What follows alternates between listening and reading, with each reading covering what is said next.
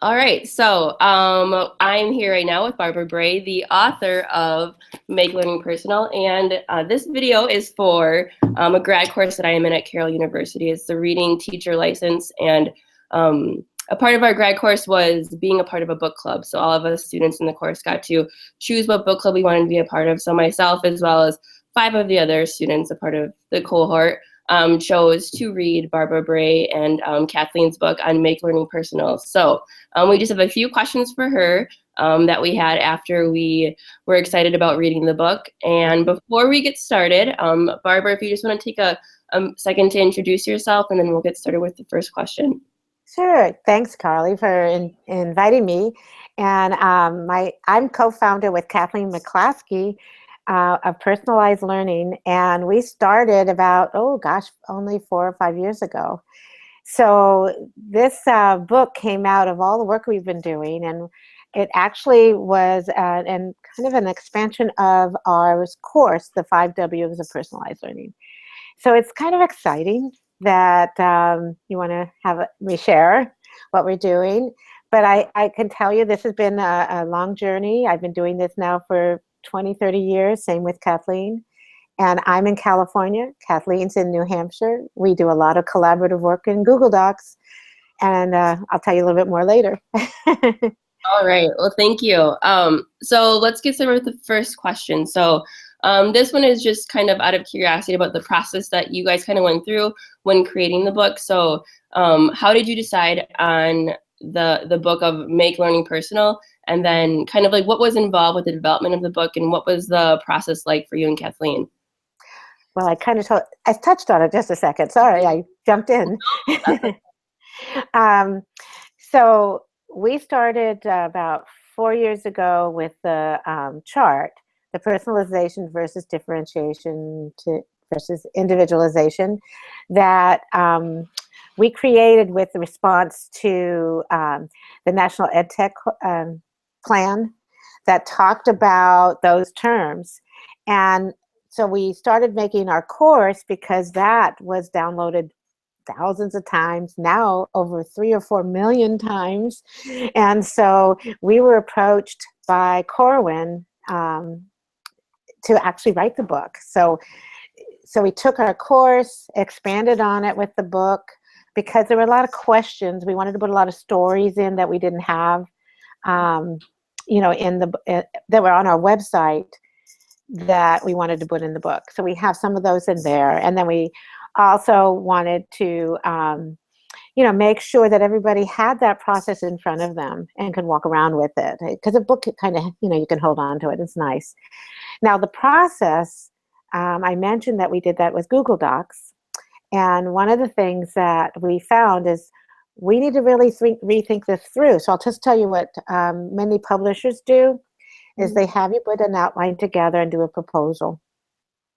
We put the proposal out there, then they send it to some reviewers to see if this is a good book. And you also have to put in, who do you think the audience is going to be? And we said teachers, possibly administrators or coaches, professional developers.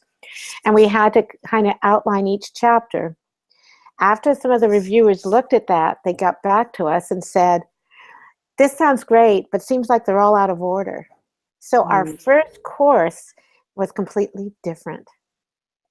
Everything changed. After we started writing the book, we changed our course, we changed the book, we put the what, the who, the where, the what, the who, the wow, the where, and the why. And we had the wow last, we had the why sooner, and several people said, wow, could you bring the wow in sooner so we could get excited about what's going on in the classroom? And then a few told us that if you put the why last in our course, that's the culminating activity that they'll do, building a 60-second speech and all of those things. So they'll be working on it, so they build their own justification and rationale why they should personalize learning. So instead of just saying, we say you should personalize learning, you have to own it. So that's kind of the process we went through. And now with a new book, we're working on a new book right now. Exciting. I know it's actually Corin came to us and said, a lot of people are asking for the how. So we're Right. doing that. We're doing the how to personalized learning, and it's called, the subtitle is the field book to getting started and going deeper. And that's what it is. Exciting. I'm excited for that book.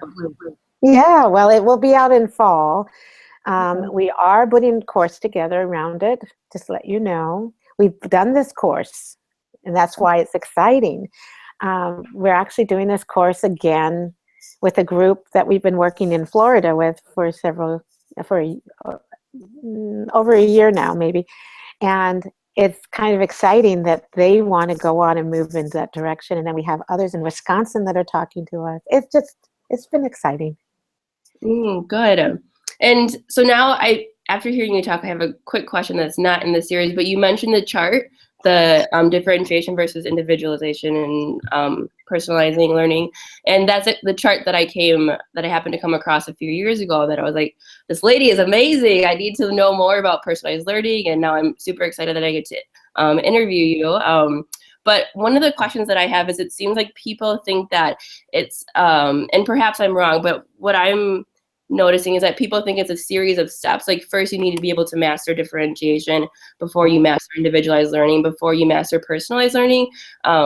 In my mind, it seems that, like, especially with after reading the book, that differentiation and individualization are kind of together, and personalized learning doesn't seem to do very much with, like, it involves components of it, but it's not like it's a ladder you're climbing. And that's kind of some of the perception I'm just getting from other educators in the field with the concepts of these terms. So I was wondering what your thoughts were on that. Oh, that's a new one. Never had that question before. What we try to do is define the differences based on who's directing the teaching and the learning. And what happens with individualization and differentiation, the teacher's doing most of the work. And so they're the ones usually held accountable for what their kids are learning. And we said with personalized learning, when we saw this in the the National Ed Tech Plan, and they said that personalization was also instruction and was, the teacher was responsible. That's why we wrote this. We wanted to make it real clear that when you personalize learning, you're putting the focus on the learner. You're changing who's responsible and accountable for the learning. Doesn't mean the teacher's not doing anything. Mm-hmm. But the roles are changing. Everything's changing. It's not a step. You still might be differentiating. You still might have individualization.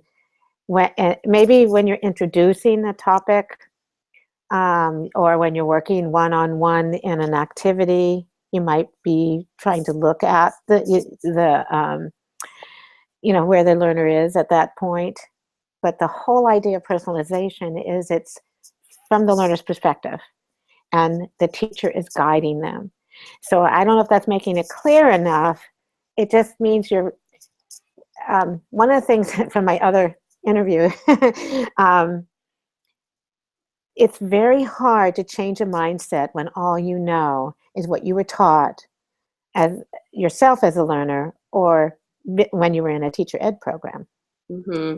You were always taught to be the one to cover the curriculum, to make sure you meet everything, that you get them prepared for the tests, and all the things that you were taught is still in your head. Mm-hmm. So we're trying to switch that and say, wait a minute, why are you responsible for what they learn? Your job is to help them so they want to learn, they're motivated, they take the responsibility, because they don't care. It's a mindset either way. Your mindset is to be completely responsible, and many are burning out. Many are getting tired, don't understand what this generation is like, right? These kids are killing, like that. And it's too much work for teachers. So we have teachers that have done this, where they've changed some of the strategies, taken a small step, and all of a sudden the kids go, really? I get a voice, I get to do this, I get to choose some of the things myself. It changes the whole classroom. The environment changes. And we have teachers that said after they did this, they never want to go back. Mm-hmm. Does that make sense? I don't know if it does. But. No, that does. Thank you. After reading the book, do you think the implementation and reception of personalized learning was what you and Kathleen expected? What was kind of your thoughts after? Because knowing that like the concept of personalized learning is nothing like specifically new if we were thinking about theories from the past, but personalized learning in relation to where our world is now is a new process and understanding for people. So with the idea that the thoughts aren't new, what do you think the perception and implementation is of personalized learning now? Well, I'm excited because it is changing. There's a lot, even in the ESEA regulations, the new regulations that came out, they wrote personalized learning, competency-based in those new regulations. There's new educator competencies for personalized learning that just came out. There's going to be a lot of things that people are going to see because they realize it's not been working. We've had over a decade of a system that has focused on rewards and punishments and teaching to the test, mm-hmm. and one size fits all. Actually, for a long time, that one size fits all, and grade levels and teaching subjects instead of kids. Mm-hmm. All of that has been kind of like, if it's good for me, it must be good for our kids kind of attitude. Well, the problem is kids are different now. They have access to resources that we never had. They're socially connected. They're talking to their peers much more, even younger. I have a granddaughter that's going to be 8, and she's writing a book on Minecraft right now.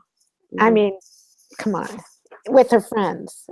You know what I mean? This is like, hello, our kids are going to find an interest. They're going to challenge things. They're going to do things different, and we're kind of be left in the back. You know, we're going to find kids dropping out. We're going to have teachers burning out, which is happening now. We're starting to get a teacher shortage all over because we're not valuing the teacher role. And because we basically were taking information that we were given and told to feed it to the kids, and anybody can do that. So parents and others outside, the perception was, one of the things, teachers aren't valued.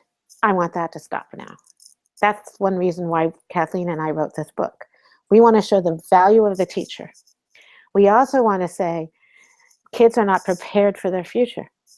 They're not prepared now, and we're getting kids graduating from college with the wrong types of degree, with hundreds of thousands of student debt. And what happens? They're getting disillusioned. They can't buy homes. They can't find jobs. There's a lot of things that are happening. So our system has to change. So the perception is starting to change because people are starting to notice that our kids, it's just not working. So all around the world, people are talking like this. There's people in India and all over that are saying, kids are smarter than we give them credit. We got to stop what we're doing. Finland completely changed everything, figured it out. So our book is just one more book added to so many that are coming out. We didn't come up with this. This is something that's been around for a long time. We're just trying to get it in clear, practical language.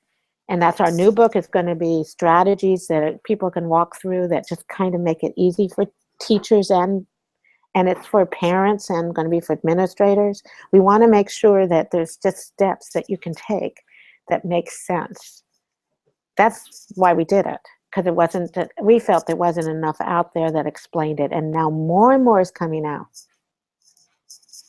But that, I hope I answered it. Yes, you did. Yes. And that kind of leads into the next question. So thinking about people who are passionate and believe in personalizing learning at the philosophical level, obviously want it widespread, and like having it in your own classroom or your own school, your own district isn't enough. So having that desire for personalized learning to be widespread, how do you do that without standardizing it or having, you know, because everybody wants it laid out. And I think that might be something that your new book might touch on, like the how. But how do you, you know, make that widespread impact of personalized learning without taking away from the purpose of it? That's a great question, by the way, because the idea of personalizing learning means that it's different for everyone. There is no way to standardize it. You can come up with strategies, templates, ideas, and then say, adapt these to fit your need, right? You can come up with ways to communicate the vision, but we don't come up with the vision. You come up with the vision. If you want people to own it. So that's the thing that we're going to try to get through is you can read a book, you can get all excited, you can try it with your kids, but one class, your class is going to look different than the class next door because you're different, your kids are different. So the other thing is if they're going to do competency-based, you may find that your life is going to be a little easier because you might be collaborating more with another teacher. You don't have to be alone. You might have, like they do in Kettle Moraine and other districts up in Wisconsin, is they have co-teaching models, multi-age, like K1, 2, 3, 4, 5, and they now have another teacher. So it makes it a little different for that. So I got to make sure I got the right question, and because you said about standardizing. People are doing it different. We know places, if I'm just going to use Wisconsin as an example, since that's where you're from, right? Where you are. We're doing a lot of work in Wisconsin and all over, and you have places at schools that are public schools. You have charters. You also have some private schools. There's a Wildland school up in northern Wisconsin. It's called Wildlands School, and it's based on experiential, expeditionary learning, and it's for 7 through 12, where they are working on challenges that they come up with. And some of this is outside. They're solving problems that together. I never would have known that unless they reached out. They wrote a book about it. They're talking about it because the kids are excited about it. You can't standardize that. It's more of in a rural area. In an urban area, you have big picture learning. They will take like a 9-12 work in a school district, and it's a charter school where kids are usually high poverty, at-risk kids that go there with the idea to become entrepreneurs. And there isn't really school like school. They do mentorships, apprenticeships. You see, it can't look alike. It's going to be different everywhere, depending on the issue, the teachers, the kids, the community that gets involved. Does that help? Yes, it does.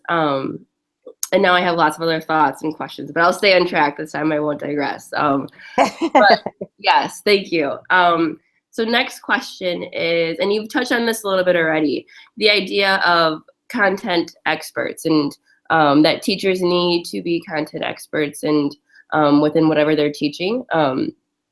So I was wondering, with the process of personalized learning, is that still something that you feel is necessary?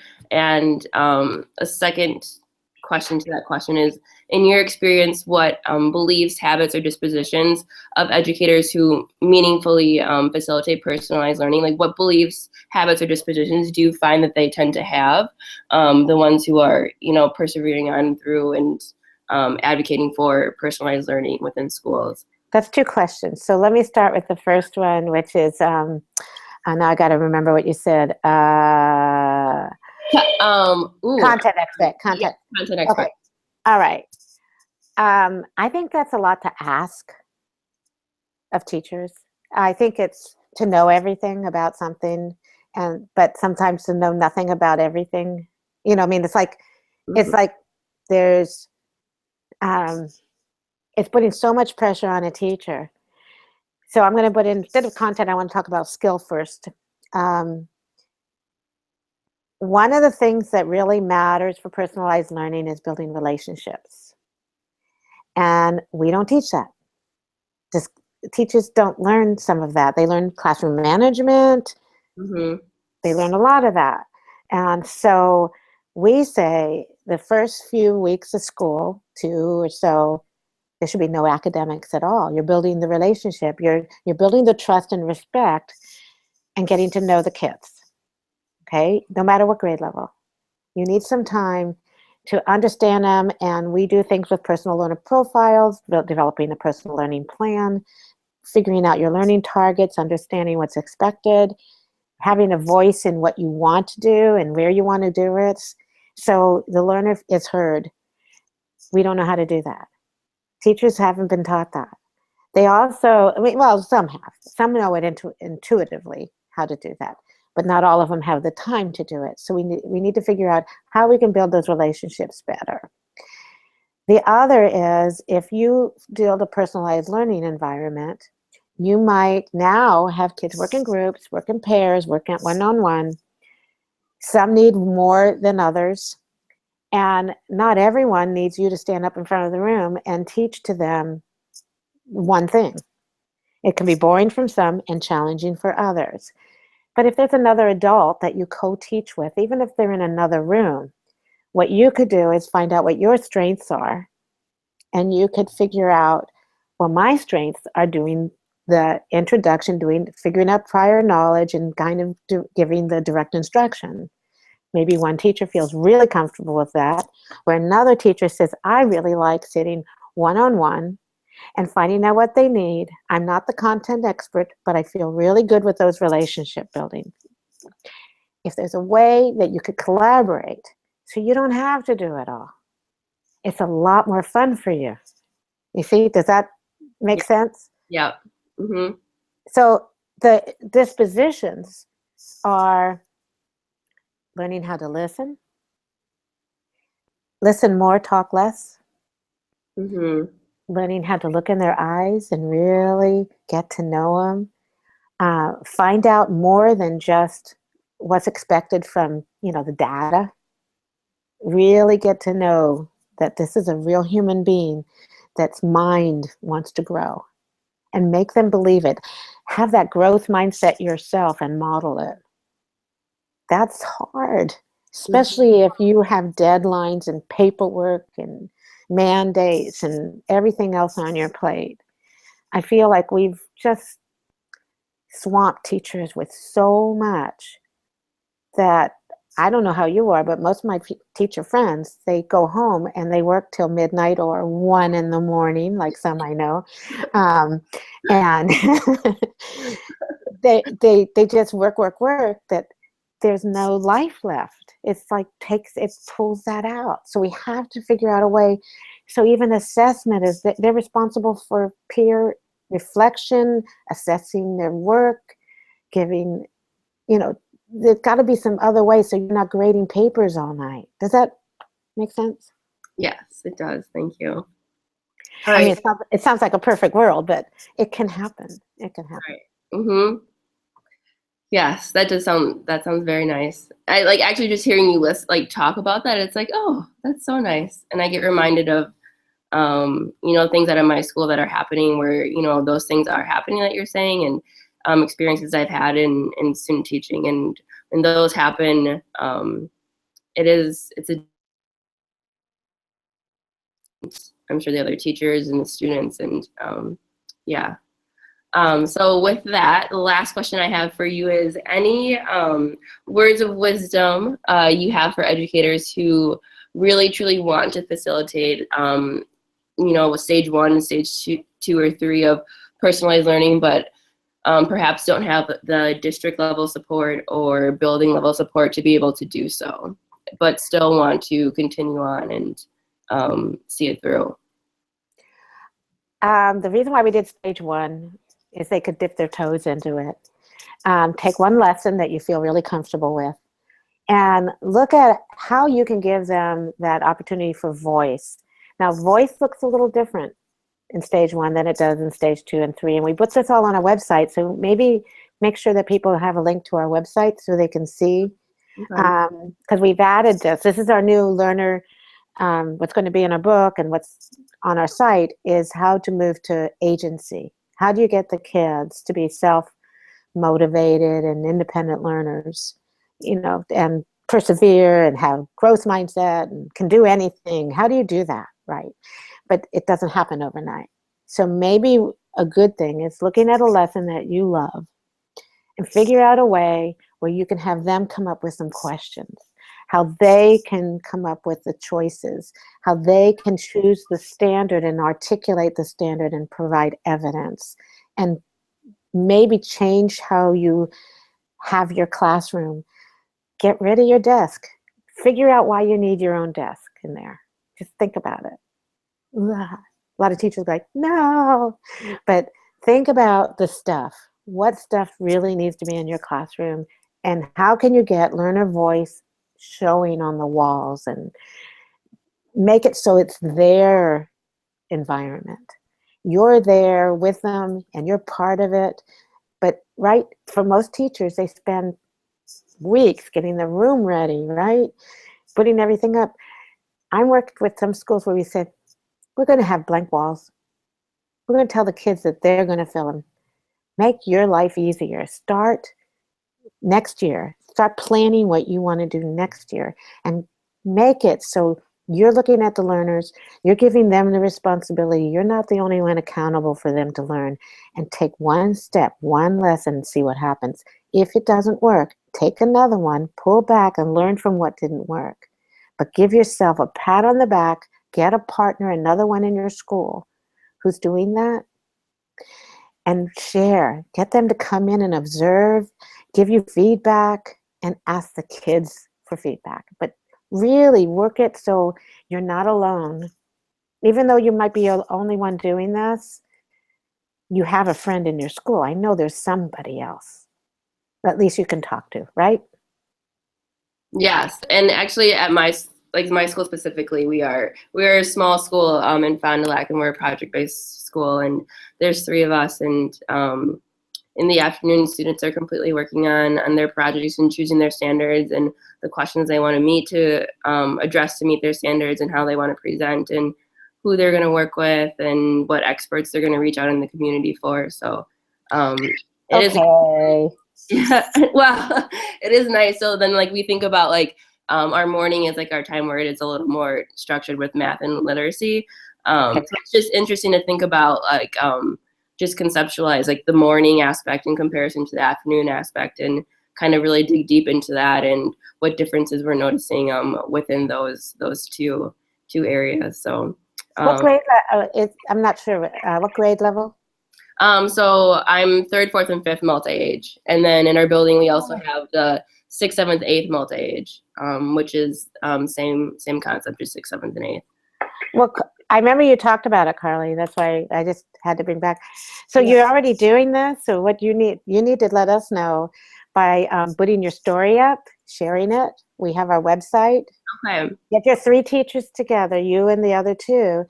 Pull together and get some stories with pictures, and that's our job. Our job is to let others know what it looks like. Mm-hmm. And you're telling your journey, and that would be wonderful. We're always looking for 6, 7, 8 because that's a hard level. It's hard. So it'd be nice to see what they do. Yes. Yep. When we're pretty connected between both the elementary multi-age and the middle school multi-age. So yeah, that would be good for us to do, and send some things your way. Well, if you do want to do it, we give you instructions on how, and that's another conversation. Yeah. Just to let you know, both Kathleen and I were in middle school. Okay. Yeah, so I worked with in Oakland school, Oakland, California, with high risk urban, kids at risk, and I loved it. They wanted to learn. They were hungry for learning, and that's what I miss. And so we want that for our kids. We want them to come to school and go, yay, oh, do I have to leave?